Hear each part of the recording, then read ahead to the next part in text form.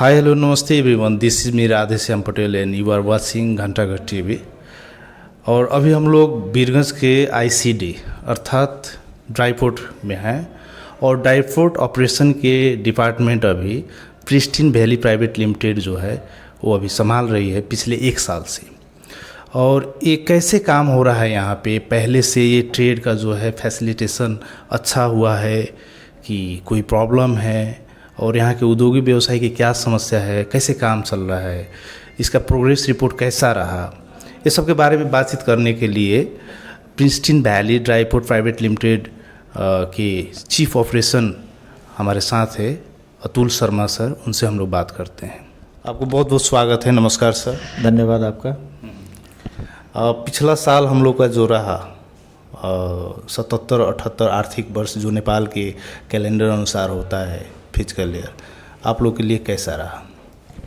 जब पिछले साल हमने अगस्त में जो है 7 अगस्त में हमने इसका ऑपरेशंस का काम लिया था यहाँ पे, तो हम लोग यहाँ पे टर्मिनल मैनेजमेंट कमेटी के रूप में, कंपनी के रूप में यहाँ पे काम कर रहे हैं। और हमने जो है 7 अगस्त को काम शुरू किया था। तो उस टाइम जो है यार्ड के अंदर जो है कई सारी परेशानियाँ थी, कुछ यार्ड के अंदर व्यवस्थाएँ नहीं थी, कंटेनर की स्टैकिंग प्रॉपर नहीं थी। तो हम लोगों ने यार्ड के अंदर मार्किंग कराई है और उसमें कंटेनर्स की लोकेशन वगैरह का भी जो है रखा गया है, और कंटेनर्स को व्यवस्थित अलग अलग स्टैक बनाए गए हैं। एम्प्टी कंटेनर्स के लिए अलग स्टैक है, लोडेड कंटेनर्स के लिए अलग स्टैक बनाया गया है। और कई जगह जो है हम लोगों ने और भी नई क्रिएट की है, क्योंकि वहाँ पे बहुत सारा जो है जंगल डेवलप हो गया था। तो स्टैक एरिया जो है हमने बाउंड्री वाल के साथ में बहुत सारा स्टैक एरिया हम लोगों ने क्लियर किया है। और उसमें पहले जो उसमें कई सारे वाइल्ड श्रब्स थे, ट्रीज़ हो गए थे, छोटे छोटे जो है पेड़ पौधे, ये सब जो है जगह घेरे हुए थे। तो हम लोगों ने उसको क्लीन कराया है, ड्रेन क्लीन कराया है, यार्ड के अंदर सुंदरता कराई है, उसकी पेंटिंग वगैरह हुई है, और जिससे कई स्पेस जो है निकल के आए, जिससे कि कंटेनर्स हम ज़्यादा रख पा रहे हैं और व्यवस्थित रूप में रख पा रहे हैं। सर, प्रिस्टीन कहाँ की कंपनी है और इनके इन्वेस्टर लोग कौन कौन हैं, और कितने साल से अभी कहाँ कहाँ आप लोग काम कर रहे हैं, इसका बिजनेस और एनुअल टर्नओवर क्या है? जो प्रिस्टीन जो है 2010 में एस्टेब्लिश हुई है, और जो पुराने जो रेलवे के ऑफिसर्स हैं, IATS ऑफिसर्स हैं, सिविल ऑफिसर्स हैं रेलवेज़ के, और बाकी जो हैं उसमें डायरेक्टर हमारे ला के भी डायरेक्टर हैं। तो जो है उसमें मिस्टर रजनीश कुमार जी हैं जो प्रमोटर डायरेक्टर हैं, अमित कुमार जी हैं, और दुर्गेश गोविल जी हैं, और संजय मारवार जी हैं। तो उन्होंने ये कंपनी एस्टेब्लिश की है, और इंडिया के अंदर ये सेकंड प्राइवेट ICD है और ग्रोइंग इंडस्ट्रीज़ है। और हम लोग जो हैं बहुत फास्ट स्पेस पे हम लोग ग्रो कर रहे हैं, और हमारी 5 ICD ऑलरेडी है, 6ठी हम लोगों ने नेपाल में इंटरनेशनल शुरू की है ये। और हमारी ICDs जो हैं बहुत अच्छी काम कर रही हैं, और हम लोग जो हैं ट्रेन ऑपरेटर्स भी हैं। और अब जैसे RSA में अमेंडमेंट हुआ है, तो हम लोग अपनी ट्रेन भी अपने यहाँ पे लाएंगे, और जो है बहुत अच्छी सुविधा देंगे यहाँ पे, जिससे कि ट्रेड को डेवलप हो सके। इंडिया में कौन कौन आप लोग ICD पे काम करते हैं? हमारी ICD कानपुर में ICD है, लुधियाना में है, बीटा में है, खगड़िया में है, और एक सिलीगुड़ी में भी ICD है। तो हम लोग अच्छा काम कर रहे हैं, और डेवलप करेंगे, और भी हमारी आगे की भी प्लानिंग है और ICDs बनाने की। अभी यार्ड में आप लोग चकलाबंदी किस्म से जगह जगह से रास्ता है, जगह जगह से आपको मतलब कंटेनर हैंडलिंग करने वाला रीच स्टेकर, ट्रक वगैरह चलने के लिए सब लोग बना के एकदम मज़ा से सब किए हैं। तो वो सब करने में आपको लगभग कितना महीना लग गया? हमने तो जब शुरू किया है तो शुरू से ही हम लोग जो है व्यवस्था बनाने में सफल रहे जी। हमने सबसे पहले स्टैक वगैरह बनाए हैं, प्रॉपर स्टैकिंग करी है, मशीनों के काम करने की जगह भी जो है डिस्टेंस बीच में जो बनाते हैं वो सब बनाए गए। अच्छा, शुरू में जब आप लोग काम स्टार्ट किए तो एक तो आपका कंपनी जो है 5 साल के लिए थोड़ा महंगा में ठेका आप लोग कॉन्ट्रैक्ट जो लिए, उससे क्या हुआ कि जो इंपोर्ट का कॉस्ट है, यहाँ के औद्योगिक व्यवसाय उस टाइम कुछ कंप्लेन करते थे कि 10% हम लोग का कॉस्ट बढ़ गया, ऐसे हुआ वैसे हुआ। इस पर आपका राय क्या है? हम लोगों ने जो काम कर रहे हैं जिस तरह से, तो हम पूरी एफिशिएंसी के साथ काम कर रहे हैं। और मशीनों के रख रखाव का ध्यान रख रहे हैं। जो हमारे कस्टमर्स हैं उनके डेली जो कंटेनर लोड हो जाएं, समय पे कस्टम एग्जामिनेशन हो जाएं, उनकी गाड़ियां जो है सही स्थिति में यहाँ से सही समय पे जो है गेट से चली जाए, जिससे वो अपना बिजनेस कर सके। वो सब सुविधाएं जो हैं बनाई गई हैं, जो उन्हें कोई अभी असुविधा नहीं है। हमें किसी प्रकार की भी कंप्लेंट नहीं मिल रही है इस बारे में। कहने का मतलब 2 पैसा महंगा तो पड़ रहा है, लेकिन गुणस्तरीय क्वालिटेटिव काम जो है, सेवा जो है यहाँ से उपलब्ध हो रही है। बिल्कुल, आप सही कह रहे हैं। अच्छा, ये जो थोड़ा डाटा का बात हम करते हैं, ये कंटेनर वगैरह चाहे BCN BRN का जो हैंडलिंग है, लास्ट फिजिकल ईयर में आप लोग कैसे क्या क्या आंकड़ा में किए हैं, थोड़ा बताइए इस बारे में। जो हमारा कंटेनर का जो हमने टारगेट रखा था उससे तो काफ़ी अच्छा हमने काम किया है। और कंटेनर का जो हमारा टारगेट है उससे हमने 50,000 का टारगेट था, तो हमने 62,000 कंटेनर्स का बिजनेस किया है। इसी तरह से BCN और BRN में जो टारगेटेड था जो है हमने मैच किया है। क्योंकि अभी कोरोना काल चल रहा है तो कई बिजनेस जो हैं कमज़ोर चल रहे हैं, तो उसके कारण से परेशानी चैलेंजेस तो आ रहे हैं। लेकिन हम लोग जो है उसके लिए जैसे बिजनेस बढ़े, अभी हम लोग यार्ड का कुल 50% यूज़ कर पा रहे हैं और हम उम्मीद करते हैं कि और बढ़ेगा तो हम यहाँ पे इसकी कैपेसिटी को डबल कर सकते हैं। ये 62,000 मतलब क्या कंटेनर बोले? ट्यूज रैक्स के हिसाब से अगर देखा जाए तो ये तीनों कैटेगरी के कंटेनर BRN और BCN का कितना कितना रैक्स हम लोग हैंडल किए? जो है रेक का अगर लगाएंगे तो 715 तो हम कंटेनर रेक्स का कर लिए हैं और 240 रेक जो है BCN के हैं और बाकी जो है 180 जो है BRN के रेक्स की हैं। टोटल 1050 जो है रेक्स जो है हमने वैगन रेक्स यहाँ से सक्सेसफुली जो है हैंडल किए हैं। और आप लोग से पहले का जो कंपनी था हिमालयन टर्मिनल, उसका आंकड़ा क्या था? उससे हम लोग का बिजनेस बढ़ा है कि क्या है? बिजनेस तो उनसे बड़ा है।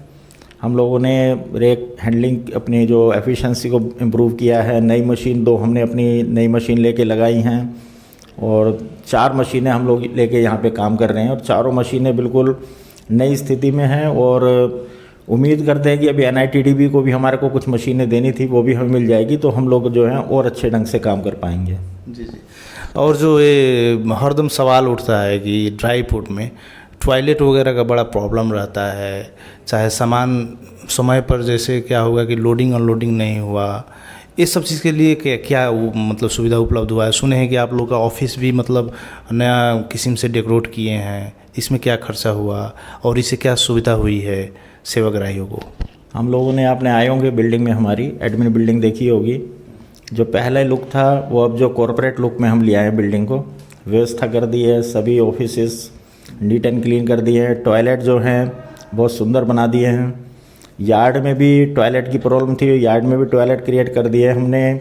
5 पानी के वाटर क्वेस्क बना दिए हैं, वाटर कूलर लगा दिए हैं और जो जनरल पानी की कमी है वो सब हमने सुनिश्चित कर दिया। कोई भी पानी की किसी प्रकार की कोई परेशानी नहीं है। सभी खुश होकर आजकल जो है पानी की व्यवस्था और बिजली की व्यवस्था है अपनी और पानी ठंडा मिल रहा है और टॉयलेट की भी कोई मतलब कोई दिक्कत नहीं है। जैसे उद्योगियों का कहना है कि ड्राई पोर्ट को क्या है कि 24 घंटा ऑपरेट करना पड़ा, इसमें आप लोग का तो एक निकाय हो ही गया। इसमें ड्राई पोर्ट कस्टम और आपका जो क्वारंटाइन चाहे बैंकिंग सेक्टर और सब जो निकाय है, स्टेक होल्डर लोग हैं, उन लोग से क्या अगर हम लोग होमवर्क करते हैं तो 24 घंटा हम इस ड्राई पोर्ट को ऑपरेट कर सकते हैं? जो जनरली आप ICDs देखेंगे तो ICD जो है 24 घंटे ऑपरेटिव रहती है। तो अभी जो है हम लोग कस्टम से भी रिक्वेस्ट कर रहे हैं कि जो अभी गेट हमारा 11 बजे के करीब गेट जो है बंद हो जाता है, तो हम रिक्वेस्ट कर रहे हैं तो उसमें भी कुछ प्रोसीजर जो है इम्प्रूवमेंट करेंगे। तो उम्मीद करते हैं कि कस्टम भी हमारी बात को मान लेगा और 24 घंटे के लिए जो है गाड़ियाँ आएंगी भी और जाएंगी भी, तो उसमें और ज़्यादा एफिशिएंसी बढ़ जाएगी और जो ट्रांसपोर्टर है वो अपनी गाड़ियों को भी 24 घंटे रन कर सकेंगे। तो इससे क्या होगा, जो डिटेंशन और डेमरेज का जो प्रॉब्लम है, शिपिंग लाइन को महंगा चार्ज देना पड़ता है उद्योगी व्यवसायी को, वो अगर नहीं देना पड़े तो इंपोर्ट जो कॉस्ट है थोड़ा घट जाएगा। बिल्कुल, उसमें जो है एफिशिएंसी बढ़ेगी तो अपने आप इम्प्रूवमेंट आएगी, सभी को एफिशिएंसी मिलेगी। और हम लोग का जो यहाँ पे इंपोर्ट है ड्राई फ्रूट कस्टम में, तो बाइजेक और कोलकाता से कितना % का रेशियो में माल सामान जो आता है? पहले से आंकड़ा में बाइजेक बढ़ता जा रहा है ऐसे करके सुना गया है, तो क्या है आंकड़ा? हाँ, वाइजैक बढ़ रहा है। उसमें कुछ जो वेसल्स हैं वो वाइजैक में आ रहे हैं, तो इस कारण से वाइजैक से ज़्यादा ट्रेन्स आ रही हैं। और हम कोशिश कर रहे हैं कि कलकत्ता से भी जो है ट्रैफिक जो है कन्वर्ट करके अपने पास बाय रेल लेके आए। कुछ रोड पे ट्रैफिक है उसको भी लेके आने की कोशिश करेंगे। अभी हम लोग के यार्ड में कितना कंटेनर है एमपीटी और लोडेड? और सुना जाता है कि जो लास्ट टाइम के कोविड में लगभग 500 से 800 के बीच में जो एमपीटी कंटेनर हरदम यहाँ पड़ा रहता है, जिसके चलते भी स्पेस थोड़ा भरा भरा रहता है। उसको मतलब हैंडलिंग के लिए चाहे यहाँ से रिटर्न करने के लिए कुछ आप लोग मतलब स्टेप वगैरह आगे बढ़ाए हैं? जो हम लोगों ने जब इसे लिया था तो ऑपरेशंस लिया था तो 500-600 एम्प्टी कंटेनर्स जो हैं एक्स्ट्रा है जो इम्बैलेंस है, क्योंकि कॉनकोर की कुछ ट्रेनें जो है एम्प्टी कंटेनर के बिना चली गई थी। तो अगर कॉनकोर और ट्रेन करे और यहाँ से एम्प्टी कंटेनर्स एम्प्टी रेक्स दे के इसको इवैक्यूएट कर दे तो यार्ड का और अच्छा हैंडलिंग हो पाएगी। तो यार्ड में कैपेसिटी बढ़ जाती है एक्स्ट्रा कंटेनर्स होने के कारण। तो यही है, कॉनकोर से भी बात कर रहे हैं कि कॉनकोर एक्स्ट्रा ट्रेन चलाएँ, एम्प्टी फ्रेम चलाएँ। जैसे अब ये लास्ट फिजिकल ईयर में आप लोग का बीसीएन और बीआरएन का जो मात्रा है, जो गुड्स वगैरह का इंपोर्ट है यहाँ पे घट गया है, तो हम लोग का अब ये करेंट ईयर में आप लोग का टारगेट क्या है? और इसको टारगेट में मीट करने के लिए, बिजनेस बढ़ाने के लिए आपका पॉलिसी क्या होगा? हम लोग जो है बिजनेस के लिए बात कर रहे हैं, अपने जो स्टेक होल्डर्स हैं, बिजनेस एसोसिएट्स हैं, उनसे बात चालू है। तो उम्मीद करते हैं कि जो हमारे टारगेट हैं वो हम लोग उससे ज़्यादा ही करेंगे जी। उसमें कोई दिक्कत नहीं है। अब लास्ट में जाते जाते क्या बोलना चाहते हैं यहाँ के नेपाल के आयातकर्ता उद्योगी व्यवसायी लोगों को, क्या बोलना चाहते हैं? हम जैसे प्रेस्टन वैली ड्राई पोर्ट ने अब यहाँ पे ऑपरेशन शुरू किया है, तो हम चाहते हैं कि मतलब हम लोग और व्यवस्था रूप में और अच्छे एफिशिएंसी के साथ काम करें, तो हम लोग आपस में मिल के हम भी ग्रो करें और अपने जो बिजनेस एसोसिएट्स हैं वो भी ग्रो करें। और हमारी जो है यही है कि जो हम लोग अगर हमारे बिजनेस एसोसिएट्स ग्रो करेंगे जब भी हम लोग ग्रो कर सकते हैं, तो उसके लिए हम लोग मिलजुल के काम करेंगे और सब व्यवस्था बनाएंगे।